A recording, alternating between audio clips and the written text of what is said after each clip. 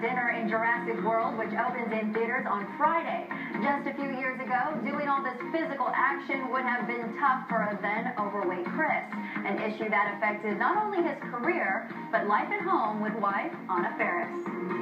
You're the guy, Chris. You're the guy. Oh. On the cover of GQ and Men's Health, looking amazing. Hey, thanks, Liz. I want to talk about that transformation because you said at one point you were feeling impotent, emotionally depressed, fatigued.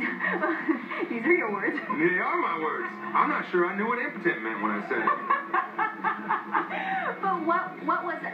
I had a lower sex. I did have a lower sex drive, to be honest with you. That was something that it just everything about my spirit was dull. I didn't feel great.